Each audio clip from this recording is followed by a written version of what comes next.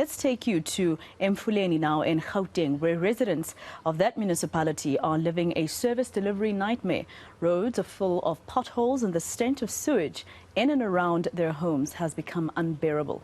Not only that, but the municipality has failed to settle its debt to Eskom, which amounts to 5.3 billion rand. It seems there's no end in sight, and our reporter Manqoba Mchunu is following that story. He's out and about in Emfuleni, checking the situation. Manqoba, where you are right now, it looks like a more leafy area in the Emfuleni municipality. But as you drove around this morning, what did you see in terms of services that are rendered or not rendered to residents? Well, Masiko, certainly I can tell you that the issue of service delivery continues to be a bone of contention between residents here as well as the Emfuleni local municipality. I mean, just driving around here, you can tell, Masiko, just by the number of potholes that this continues to be one of the issues in this particular area. But also some residents saying that the issues of waste collection, that also is quite problematic when it comes to this particular municipality. But also the issue of sewage. You know, Masiko, that this is a long-standing issue. We have visited some of the areas, including Everton, where we know that there is sewage problems in those particular areas. And the latest announcement by Eskom not bringing any relief to residents, given that it has now confirmed that it will be attaching some of the municipality's assets to the tune of 1.3 billion rand. And this is for what it says is continuous failure by this municipality to pay for its services. But I want to bring in the acting executive mayor of the municipality just to get some answers from him. Mayor, let's start here. This Eskom issue, how did we get here? Well, you will remember, Manqoba, that this matter, it's actually a judgment of early this year. But now of late, Eskom had gone to the court to make sure that they get an order to attach. So it's not something new. We're very disturbed, we're disappointed at the hostile attitude displayed by Eskom, because one, there is an appeal that is going to be heard next year, but in spite of the appeal, they made sure that they go to court to get this order. But it's not only the issue of an appeal that is supposed to put all action in abeyance, it's also the issue of IGR, which is intergovernmental relations, which they have decided to ignore because the judgment was that you cannot attach unless you make sure that that process is taken up to its conclusion. They have ignored that. But in spite of all that, we have been paying, and we are prepared to continue to cooperate with Eskom.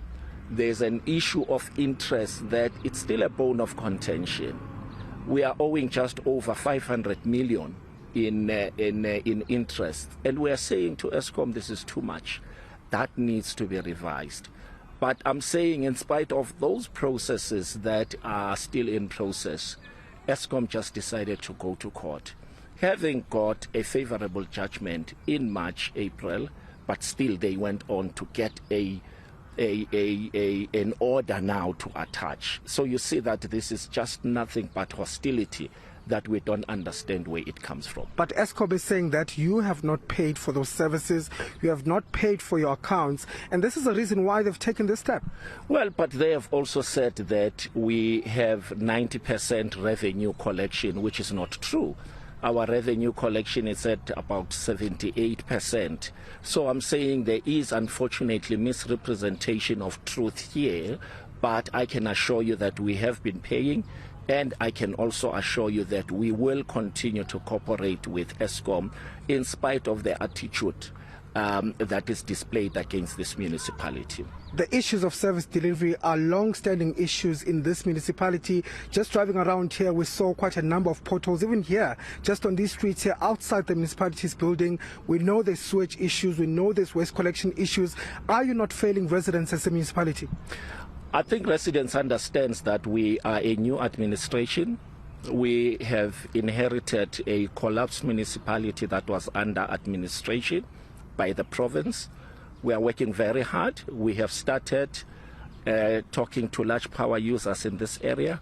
Some of them we had an MOU with to assist us in areas of service delivery.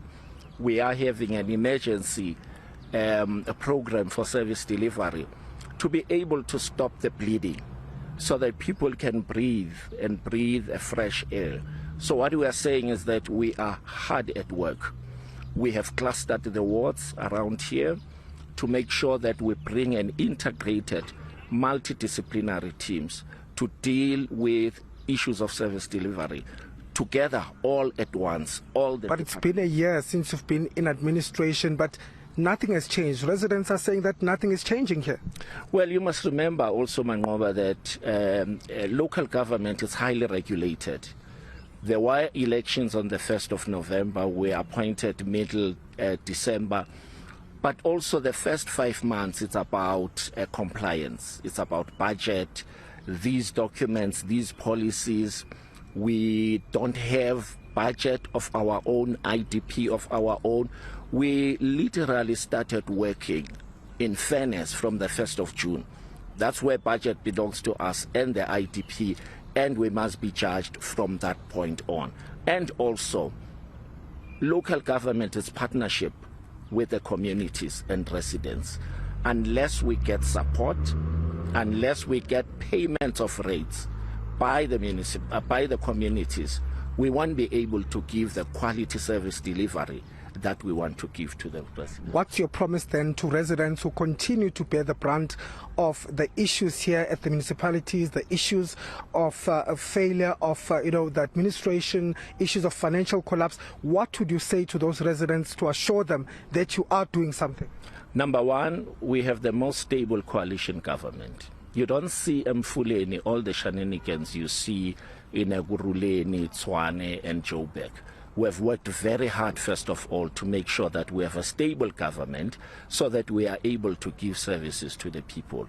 We are talking to businesses around all this area to partner with them to assist us in service delivery. Like I said, we have a program, not a plan. But how long are we going to see changes here? Very soon. We are working on that. As I speak, we are on the ground. Challenges are big and are deep, and they are historic. It's not going to take 3 months to resolve all the service delivery programs that you see in this place. But I can tell you, something is being done, and people who are honest, they can see the change on the ground. A year? A few months?